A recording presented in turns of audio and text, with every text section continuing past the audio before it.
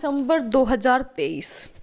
जी हाँ दोस्तों, श्रम और रोजगार मंत्री भूपेंद्र यादव के द्वारा दिए गए आश्वासन के बाद लगातार एक हफ्ते से चल रहे अनशन को विराम दिया था ईपीएस 95 पेंशन धारकों के द्वारा, और इसी वायदे के साथ वो वापस लौट गए थे कि उनकी मांगों को माना जाएगा, उनके बुढ़ापे के लायक उनका गुजर बसर हो जाए, ऐसी उनको पेंशन दिलाई जाएगी। लेकिन आज उन बातों को 10 दिन से लगभग यहाँ पर टाइम हो चुका है, लेकिन अभी तक ना तो श्रम मंत्रालय से कोई इसके रिगार्डिंग आंसर आया है, ना ही कोई अपडेशन हुआ है।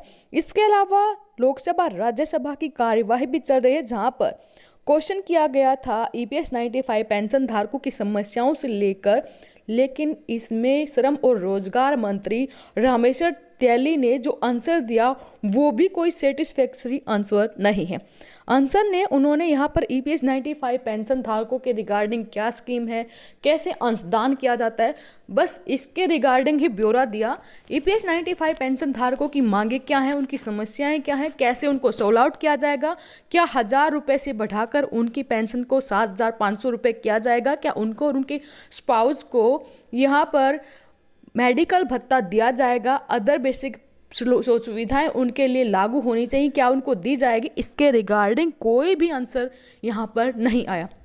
ऐसे में यहाँ पर कल ईपीएस 95 राष्ट्रीय संघर्ष समिति ने एक ऐलान किया है। दिल्ली के जंतर मंतर पर आंदोलन जो बंद कर दिया था, उसके रिगार्डिंग श्रम मंत्री ने अगर मांगे नहीं मानी तो ईपीएस 95 पेंशन धारक आंदोलन दोबारा से करेंगे, ऐसा ऐलान किया गया है। जी हाँ दोस्तों, इंडिया गेट पर कल ईपीएस 95 पेंशन धारकों की एक मीटिंग हुई है, और मीटिंग में यहाँ पर ये कहा गया है कि अगर इस महीने के अंत तक उनकी मांगों का कोई सॉल्यूशन नहीं निकला तो दोबारा से वो धरना प्रदर्शन करेंगे।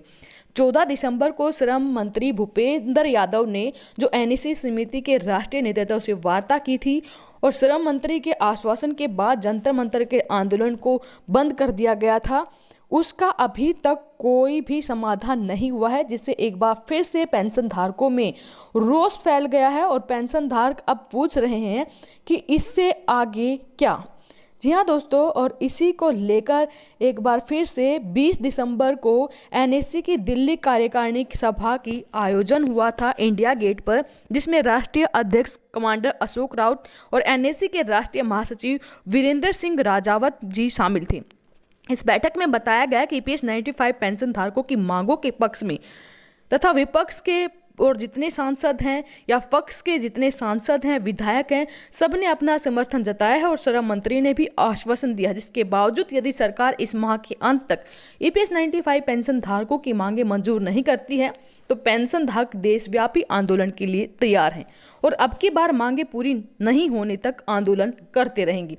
इसलिए मानवता के आधार पर सरकार को तत्काल वृद्ध पेंशन धारकों की मांगे पूरी कर उन्हें सम्मानपूर्वक जीवन जीने का मौका देने चाहिए।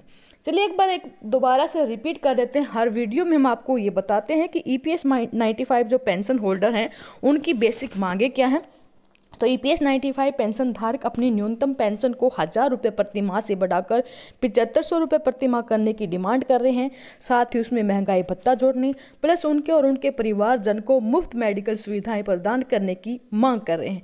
पेंशन धारकों का मानना है कि उनकी ये मांगे कोसियारी कमेटी की सिफारिशों के आधार पर है, जो कि वर्ष 2013 में की गई थी, और अगर इनकी मांगों को सरकार ने नहीं माना तो वो दोबारा से आमरण अनशन पर बैठ जाएंगे, और तब तक बैठे रहेंगे तब तक उनकी समस्या का समाधान नहीं होता। ऐसे में सरकार क्या नेक्स्ट स्टेप होगा, क्या सरकार की तरफ से अपडेट आएगा, नेक्स्ट वीडियो के माध्यम से हम आपको तुरंत अवगत करा देंगे। तब तक के लिए बने रहे हमारे साथ। धन्यवाद। जय हिंद, जय भारत।